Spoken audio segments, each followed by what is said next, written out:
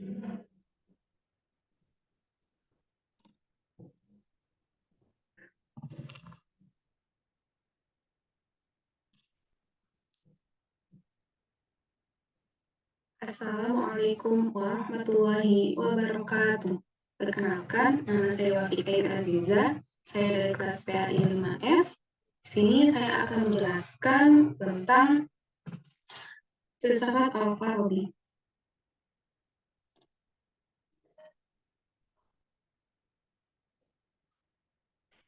Sebelum masuk ke pembahasan, perlu kita ketahui bahwa Al-Farabi mendapatkan peringkat yang sangat istimewa di jajaran filosof Muslim. Terbukti, pemikirannya masih mempunyai pemikiran filsafat peripatetik lainnya. Mas Signon juga memuji Al-Farabi sebagai pemikir Muslim pertama yang setiap kalimatnya bermakna. Bahkan, Ibnu Khulkan memujinya sebagai filosof Muslim yang tidak mungkin akan tertandingi derajat keilmuannya. Al-Farabi telah berhasil melakukan rekonstruksi bangunan ilmu logika yang telah diletakkan pertama kali oleh Aristoteles. Bila Aristoteles yang telah berjasa memperkenalkan ilmu logika mendapat sebutan sebagai guru pertama, maka Al-Farabi atas jasa besarnya mengkombinasikan filsafat Plato dan Aristoteles, maka ia disebut sebagai guru yang kedua.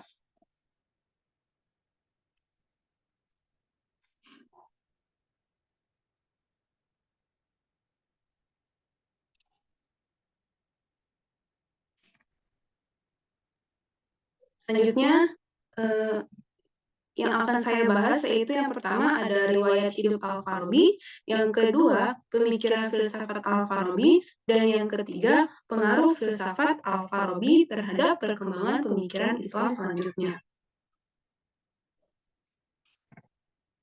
Yang pertama mengenai riwayat hidup Al-Farabi.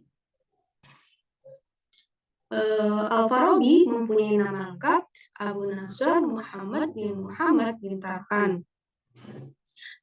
Al-Farabi lahir pada tahun 259 Hijriah atau 850 Masehi di dusun yang bernama Bosik, daerah di Farab. Al-Farabi ayahnya adalah keturunan Iran dan merupakan seorang jenderal, dan ibunya adalah keturunan Turki. Al-Farabi dikenal memiliki kecerdasan yang luar biasa. Al-Farabi tidak hanya menguasai ilmu agama saja, tetapi dia juga menguasai ilmu bahasa, ilmu musik, ilmu matematika, ilmu logika, filsafat, dan dia juga menguasai banyak bahasa. Di antaranya ada bahasa Arab, bahasa Turki, bahasa Iran, bahasa Parsi, dan bahasa yang lainnya. Kemudian Al-Farabi juga digambarkan oleh Gibb dan Krames dalam The Shorter Chronology of Islam sebagai salah seorang filosof Muslim yang terbesar, yang dalam bahasa Latin dikenal sebagai Al-Farabius atau Avenasser. Kemudian Al-Farabi juga adalah orang yang sangat haus akan ilmu. Maka dari itu dia banyak berguru ke orang-orang yang hebat. Salah satunya kepada Abu Misr Mata yang mengajarkan filsafat dan juga logika kepada Al-Farabi. Dan berkat pengajarannya itu, Al-Farabi mengenal logika dari Aristoteles, sehingga beliau digelari sebagai guru yang kedua. Guru yang pertama yaitu Aristoteles. Al-Farabi dikenal sebagai guru yang kedua karena beliau itu menjelaskan isi dari buku-buku logika Aristoteles. Kemudian karya-karyanya. Karya-karya Al-Farabi itu sangat banyak. Namun di sini saya hanya menyebutkan beberapa. Yaitu yang pertama ada Al-Jam'u Baina Ra'yai Al-Hakimain, Aflatun wa Arizu. Di mana kitab itu membahas mengenai mempertemukan pendapat antara kedua filosof, yaitu Plato dan Aristoteles. Dan yang kedua itu ada Ahlul Madinah Al-Fadilah, di mana isinya itu berkaitan dengan pemikiran-pemikiran penduduk kota utama atau negeri utama. Selanjutnya mengenai pemikiran filsafat Al-Farabi. Pemikiran filsafat Al-Farabi itu ada 6 ya, yang akan saya jelaskan. Yang pertama yaitu Tuhan dan sifat-sifatnya.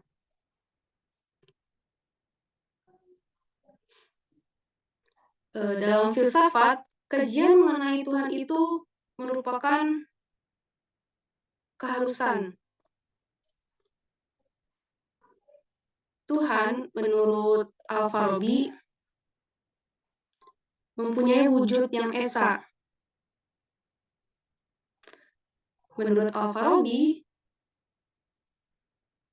sebab-sebab itu pasti akan menemui titik akhir. Adapun yang dianggap berakhir itu karena tidak bisa dijangkau oleh akal manusia atau tidak bisa dipahami. Maka sebab-sebab itu haruslah ada akhirnya. Dan akhir dari sebab itu adalah Allah Subhanahu wa Ta'ala. Al-Farabi mengatakan bahwa Tuhan yang Maha Esa, yakni Allah Subhanahu wa Ta'ala, merupakan Maha yang sempurna, suci dari segala kekurangan dan semua sebab-sebab baik itu materi, bentuk, pelaku, dan juga tujuan. Kemudian Al-Farabi juga mengatakan bahwa untuk dapat mengetahui sifat-sifat yang Maha Esa itu dapat kita lakukan dengan cara mengamati berbagai fenomena yang ada di sekitar kita. Pemikiran filsafat Al-Farabi yang kedua yaitu penciptaan alam secara emanasi. Emanasi itu berarti pancaran. Tuhan memancarkan pancarannya sehingga terjadilah atau adanya langit dan bumi dan seisinya. Diibaratkan bahwa cahaya itu sebagai cahaya matahari. Matahari bersinar memancarkan cahayanya. Dengan adanya cahaya tersebut, matahari tidak berkurang. Matahari tetap matahari, tapi pancarannya keluar. Jadi, emanasi Al-Farabi itu ada 10 tingkatan. Al-Farabi mencoba melogikanya proses penciptaan alam semesta.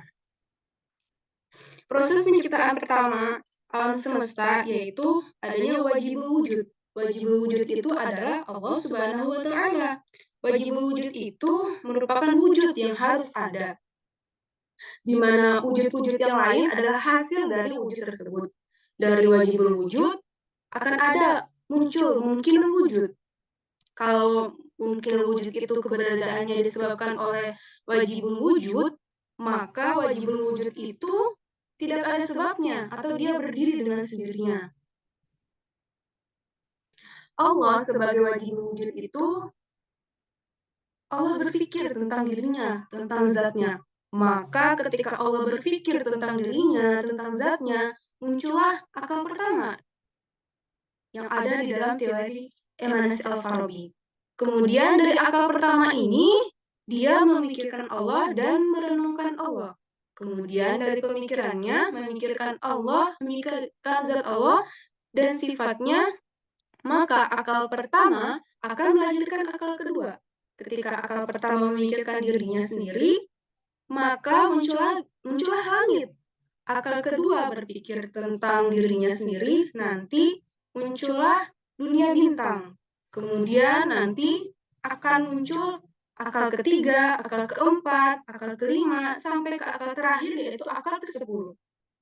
Dan ketika akal ke-10 memikirkan tentang Allah, maka terciptalah bumi dan isinya.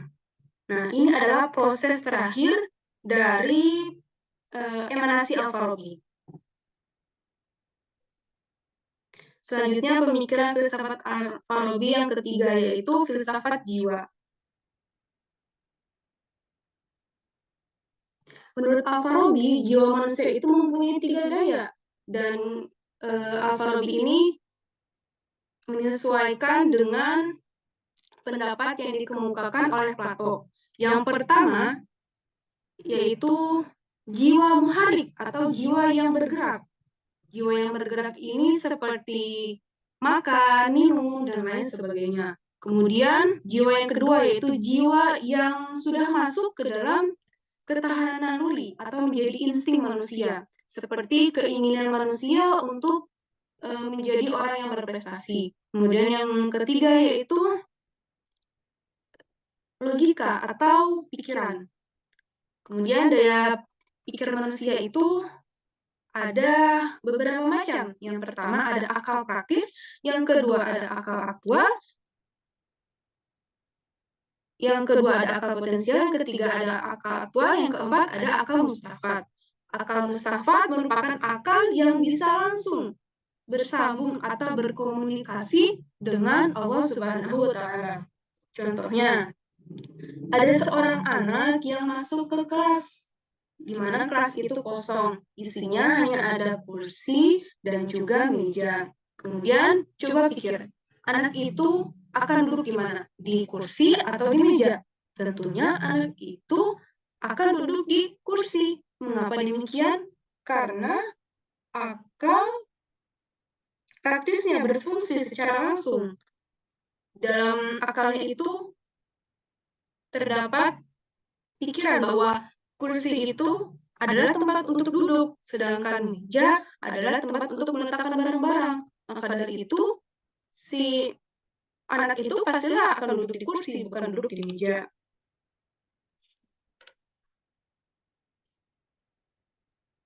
Kemudian dari akal praktis itu nanti akan masuk ke akal teoritis.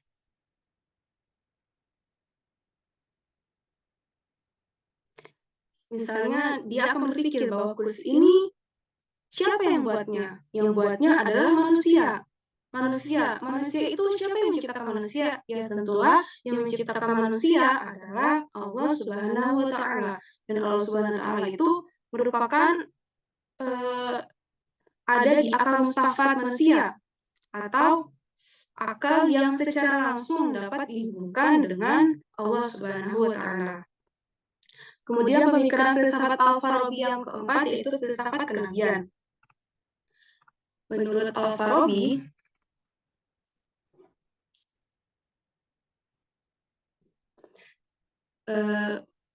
kenabian itu merupakan suatu yang diperoleh manusia. Manusia yang utama tentunya yaitu nabi dan juga rasul, bukan melalui upaya mereka. Ajaran yang diwahyukan Tuhan kepada para nabi bukanlah diperoleh mereka melalui upaya keras mereka membersihkan jiwa mereka atau melalui upaya keras menguasai sebanyak mungkin ide-ide saintifik. Jiwa para nabi itu tanpa dilatih berpikir seperti calon filosof. Namun mereka itu telah berada dalam kondisi siap menerima ide-ide atau ajaran-ajaran yang diwahyukan Tuhan melalui akal aktif atau Ruhul Kudus. Kemudian pemikiran filsafat yang selanjutnya yaitu mengenai hidup sesudah mati. Mengenai hidup sesudah mati, Al-Farabi itu pemikirannya seperti Al-Kindi, memiliki pandangan bahwa kehidupan manusia di akhirat adalah bersifat rohani tanpa jasmani. Kemudian yang selanjutnya mengenai politik kenegaraan. Pembahasan mengenai politik kenegaraan dibahas Al-Farabi di dalam kitabnya yang berjudul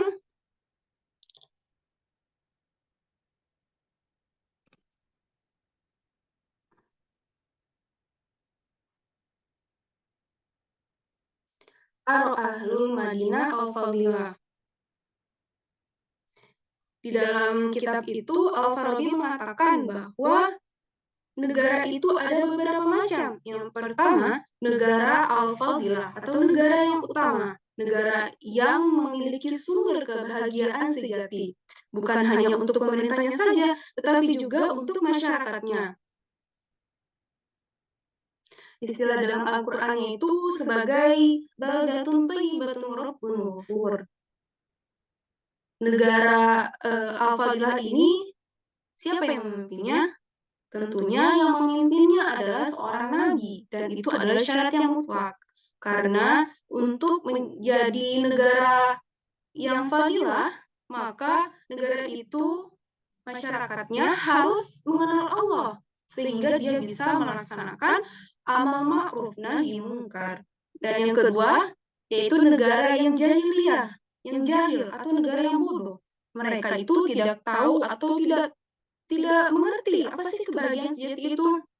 Nah, pada akhirnya mereka itu terjerumus ke dalam kebahagiaan yang semu, seperti kebiasaan suka pamer, hidup secara materialisme dan juga hedonisme. Yang ketiga yaitu negara al-fasiqah atau si masyarakatnya itu tahu akan kebahagiaan sejati, akan tetapi dia tidak melaksanakan kebaikan-kebaikan. Seperti contohnya, seseorang itu tahu bahwa kebersihan itu sebagian daripada iman, namun dia tidak membuang sampah pada tempatnya. Kemudian Al-Farabi merujuk pada Plato dan Aristoteles mengemukakan bahwasanya negara itu bisa menjadi negara yang baik jika dipimpin oleh seorang filsuf. Tadi kan dikatakan bahwa yang untuk menjadi negara Al-Fadhilah itu maka harus seorang nabi. Namun kan sekarang nabi-nabi itu kan sudah tidak ada.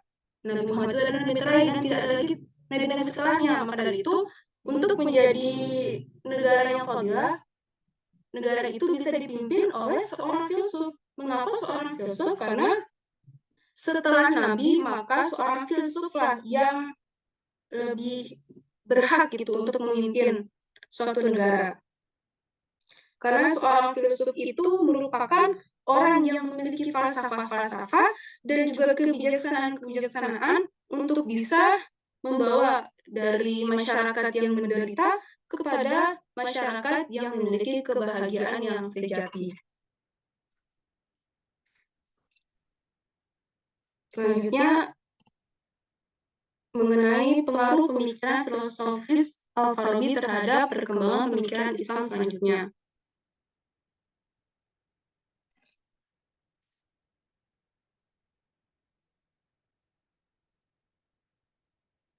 Nah, pemikiran filsafat Al-Farabi sangat berpengaruh ya kepada filosof Islam sesudahnya, terutama yang berkaitan dengan metafisika dan juga emanasi.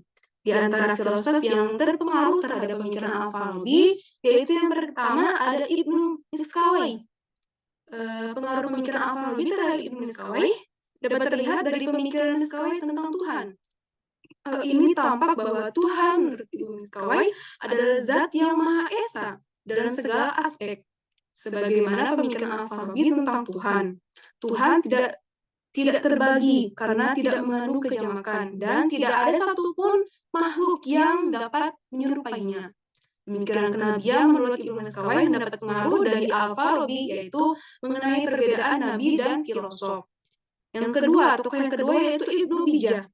Pemikiran Ibnu Bijah juga terpengaruh oleh pemikiran Al-Farabi. Yang pertama adalah mengenai teori al-ittisal, yaitu manusia yang mampu meleburkan dirinya dengan akal. Pemikiran mengenai metafisika dari Al-Farabi juga berpengaruh kepada pemikiran Ibnu Bijah. Yang ketiga, pemikirannya mengenai politik. Al-Farabi itu membagi negara menjadi dua negara utama. Dua negara, yaitu negara utama dan dua negara utama atau negara yang sempurna dan juga tidak sempurna. Kemudian tokoh yang ketiga yaitu Ibnu Tufail. Ibnu Tufail sangat terpengaruh oleh pemikiran Al-Farabi, khususnya mengenai kejiwaan. Tufail membedakan jiwa menjadi tiga kategori, yaitu jiwa fadilah atau jiwa yang baik, jiwa fasiqah atau jiwa yang tahu akan kebenaran namun tidak melaksanakannya, dan juga jiwa jahiliyah atau jiwa tentang kebodohan, jiwa yang bodoh. Yang keempat yaitu Ibnu Rushd. Ibnu Rushd sangat terpengaruh oleh teori pemikiran Al-Farabi, di mana Ibnu Rushd itu berpendapat bahwa Allah adalah penggerak pertama atau muharik al-awal. Sifat positif yang dapat diberikan kepada Allah ialah akal, mensifati Tuhan dengan keesaan merupakan ajaran Islam. Merupakan ajaran Islam, tetapi menamakan Tuhan sebagai penggerak pertama tidak pernah dijumpai di dalam pemahaman Islam sebelumnya, hanya dijumpai dalam filsafat Al-Farabi ini. Yang terakhir yaitu kesimpulan. Peralihan pemikiran Al-Farabi sangat erat dengan filsafat Yunani. Al-Farabi adalah sosok filosofis Muslim yang pengetahuannya mapan, samping ilmuwan juga alim yang hidup dalam kesederhanaan.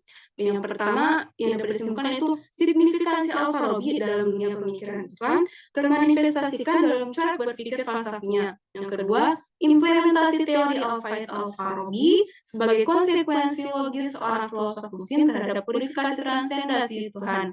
Yang ketiga, supremasi tertinggi dari wujud terendah Al-Madah adalah sejauh mana manusia memfungsionalkan jiwa-jiwa tersebut.